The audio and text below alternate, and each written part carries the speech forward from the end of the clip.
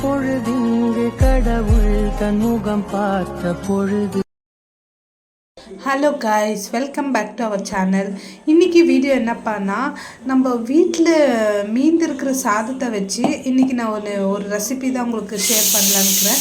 So சாப்பாடு எதுனா மீந்துச்சுன்னா அதுக்கு இந்த மாதிரி நீங்கள் ரெசிபி பண்ணி செஞ்சு பாருங்கள், ரொம்ப நல்லாயிருக்கும். எனக்கு நைட் சாப்பாடு ஒரு கப்பு சாப்பாடு மீந்து இருந்துச்சு. அதுக்கு நான் 4 பச்சை மிளகா, கொஞ்சோண்டு உப்பு, கொஞ்சோண்டு ஜீரகம் போட்டு மிக்சியில் ருப்பிக்கின்னு, அப்புறமா அதுக்கு ஒரு கட்டோரி கோதுமை மாவு சேர்த்துக்கின்னு மாவு பேசுகிற மாதிரி பிசைஞ்சிட்டு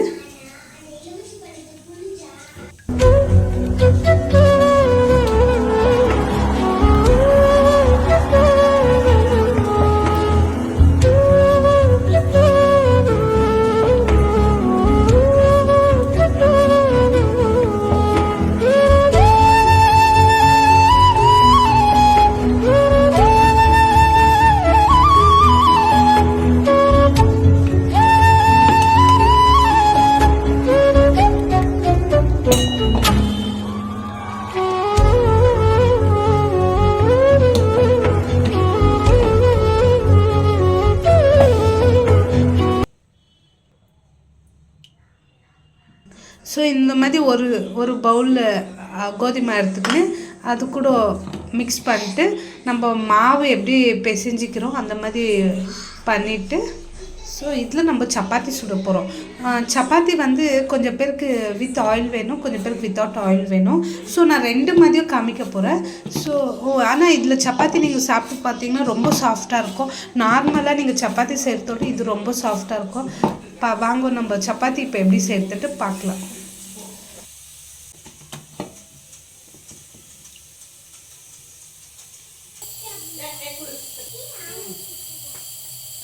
இப்போ வாங்க நம்ம சப்பாத்தி எப்படி செய்கிறதுன்னு பார்க்கலாம்.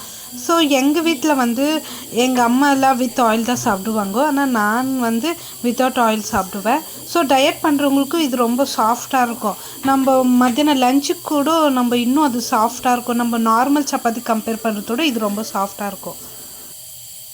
இதில் நான் லைட்டாக ஆயில் தடவி இருக்கிறேன். ஆயில் தடவுனா கூட சாஃப்ட்.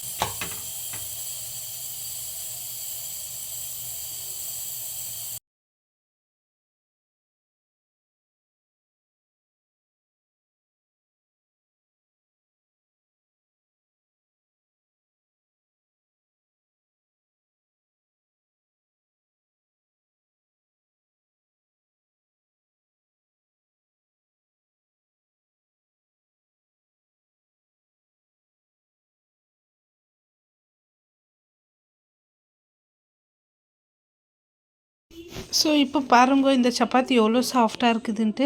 மத்தியானம் லஞ்சுக்கு எடுத்துன்னு போனால் கூட அதே மாதிரி சாஃப்டாக இருக்கும். இந்த மாதிரி நீங்களும் இந்த மாதிரி ரைஸ் எதுனா மீந்து இருந்தால் இந்த மாதிரி ட்ரை பண்ணி பாருங்க, ரொம்ப நல்லாயிருக்கும் சப்பாத்தி கூட. உங்களுக்கு ரைஸ் கூட வேஸ்ட் ஆகாது. ஓகே காய்ஸ், நானும் இதே மாதிரி வீடியோ நான் உங்களுக்கு அடுத்த போடலான்ட்டு இருக்கிறேன். ஓகே, இந்த வீடியோ உங்களுக்கு பிடிச்சிருந்துச்சின்னா லைக் பண்ணுங்க, ஷேர் பண்ணுங்க. பாய்.